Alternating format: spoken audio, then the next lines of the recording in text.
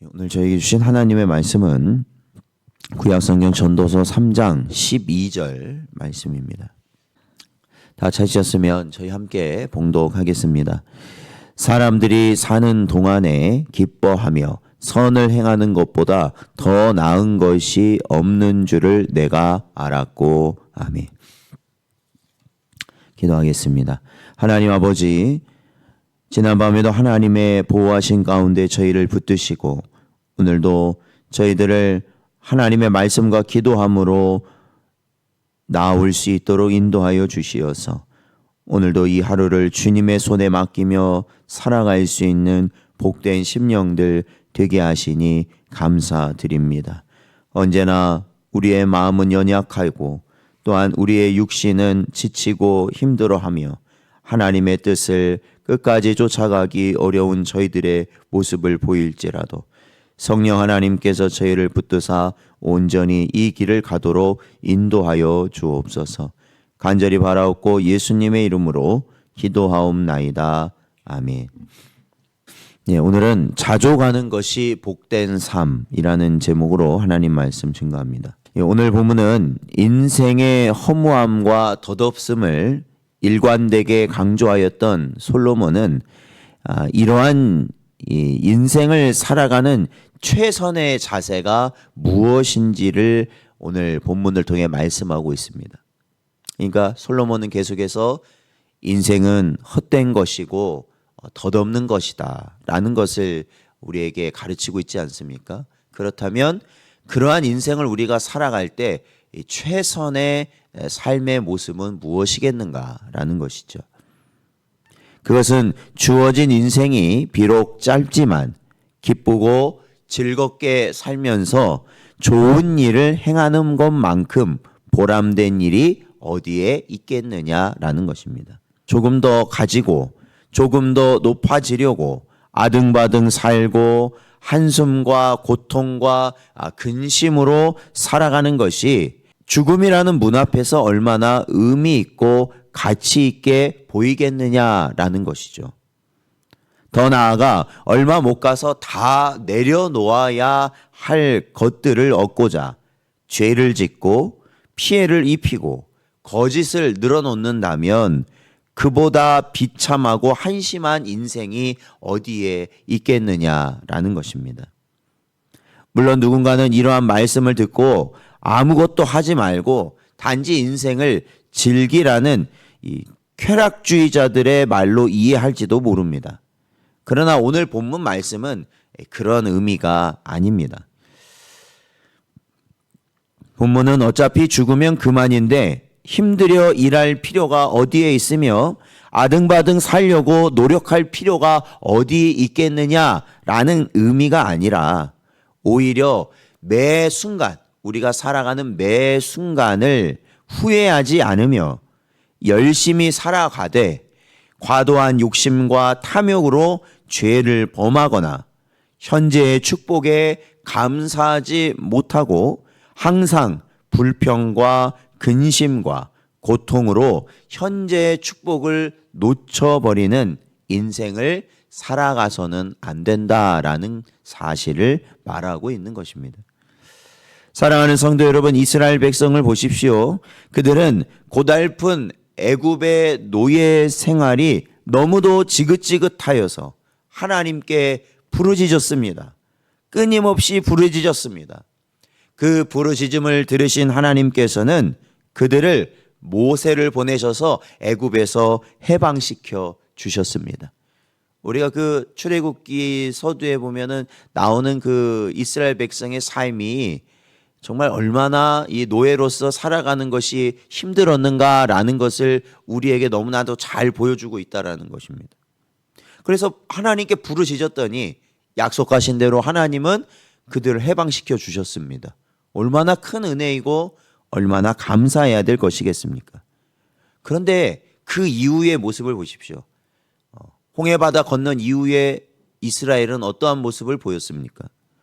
막상 자유인으로 광야 생활을 시작한 그들은 이내 비참한 현실에 맞닥뜨리게 되자 과거 애굽 땅에서 종되었던 시절을 회상하며 불평을 늘어놓기 시작했습니다.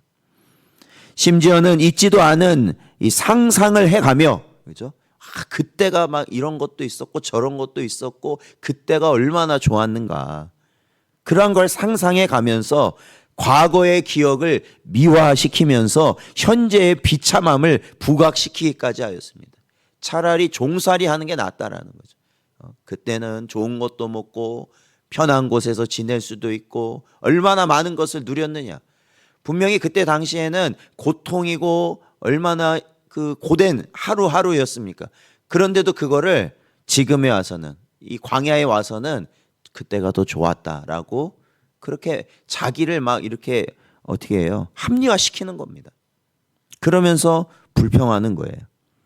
뿐입니까? 가나안 땅에 이르러서는 가나안 땅에 거주하는 원주민들의 장대함을 인하여서 자신들을 메뚜기 떼로 격하하며 분노하고 불평하였던 자들입니다. 그야말로 그들은 그들의 생명이 다하는 순간까지 단 한순간도 현실에 대한 감사가 없이 불평과 불만, 한숨과 고통으로 인생을 마감하고 말았던 것입니다. 사랑하는 성도 여러분, 혹시 여러분도 이들과 마찬가지의 길을 가고 있지는 않습니까? 라는 것이죠. 행여 현재 주신 하나님의 축복과 은총을 감사하기보다는 불평하고 한숨 짓고 눈물로 하루하루를 보내고 있지는 않느냐라는 것입니다. 그래서는 안 됩니다. 오늘 우리에게 주신 하나님의 은혜를 감사하며 또한 기뻐하고 주신 것으로 만족하고 자족할 수 있는 이 삶을 살지 못한다면 항상 우리는 무언가에 결핍되어 있고 지금의 삶보다 앞으로 더 나은 삶을 살 거라는 막연한, 살아야 한다라는 막연한 기대와 예상만을 가지고 저희들이 살아간다면, 즉 만족하고 자족할 수 있는 삶을 살지 못한다면 우리의 인생은 광야에서 죽어간 불쌍한 이스라엘 백성들처럼 무가치하고 허무한 인생에 머물러 있다라는 것입니다. 사랑하는 성도 여러분, 보람된 인생을 살기를 원하십니까? 정말로 허물을 물리치고 가치 있는 삶을 살아가기를 여러분 정말 원하십니까? 그에 대한 가장 확실한 강한 백신은 바로 우리 주어진 현실을 기뻐하며 감사하며 자족하는 것이라는 겁니다. 그래서 저는 우리의 삶을 감사하고 자족한다라는 것을 이루는, 그러니까 그러한 모습으로 살아가는 성도는 어떠한 삶을 사는 성도이냐? 바로 우리의 자리를 지키는 자들이라는 겁니다. 왜요? 감사하는 삶을 살기 때문에, 자족하는 삶을 살기 때문에 우리는 우리의 삶에 충실하면서도 우리에게 허락하신 예배와 기도의 자리를 지켜나갈 수 있는 거예요. 만약에 감사하거나 자족하는 것이 없지 않습니까? 그러면 우리는 이 시간도 세상의 것을 향해 갈 수밖에 없어요. 그렇잖아요. 히브리서 13장 5절 말씀을 보면 돈을 사랑하지 말고 있는 바를 족한 줄로 알라. 그가 친히 말씀하시기를 내가 결코 너희를 버리지 아니하고 너희를 떠나지 아니하리라 하셨느니라 말씀하고 있습니다. 사랑하는 성도 여러분, 바로 이 말씀이 하나님께서 우리에게 주신 약속의 말씀인 줄로 믿습니다. 세상의 물질과 세상의 명예와 세상의 권력, 여러분 지금 이 온 나라가 이렇게 나뉘어지고 정말로 이 혼란에 빠지게 된 이유가 뭐겠어요? 특별히 이 수많은 교회들이 이 나라에 이렇게 버젓이 서 있음에도 불구하고 이 나라가 이런 지경에 빠져 있는 게 뭐겠습니까? 세상을 탓할 게 아니라 바로 교회와 성도들과 목회자들이 하나님을 사랑하지 않는다는 것을 하나님께서 보여주시는 거란 말입니다. 하나님이 아니라 돈을 사랑하고 명예를 사랑하고 권세를 살아간다는 거예요. 누가요? 교회와 성도와 목회자들이 그렇다라는 겁니다. 그러니까 우리는 그것을 어떻게 해야 돼요? 이제는 바로 잡아야 된다라는 것이죠. 그래야 이 나라도 복을 받는다. 항상 제가 말씀드리지만 그렇습니다. 이러한 기쁨과 감사, 자족에 근거해서 여러분 이 현실을 살아가십시오. 오늘 하루를 살아가실 때 여러분 하나님이 주신 이러한 모든 나에게 주신 모든 은혜를 기억하면서 그것에 감사하고 자족함으로 살아가시라는 겁니다. 그 순간을 아름다운 성과 의로 채워 나가십시오. 감사하는 자 그리고 자족하는 자가 선한 일을 할 수 있는 거예요. 그게 안 되면 어떻게 살겠어요? 오롯이 나를 위해서 살 겁니다. 오롯이. 내 것을 더 채워야 되니까. 근데 그러한 인생이 헛되다라고 말씀하고 있는 거죠. 바로 감사와 자족한 가운데 선과 의를 행하며 살아가는 그러한 삶을 산다면 여러분 이 세상에 어떤 뛰어난 학자 아니면 어떠한 정복자 아니면 부자 그러한 어떠한 사람들보다도 성공한 인생이며 의미 있는 인생이며 풍요로운 인생을 살아가게 된다라는 것입니다.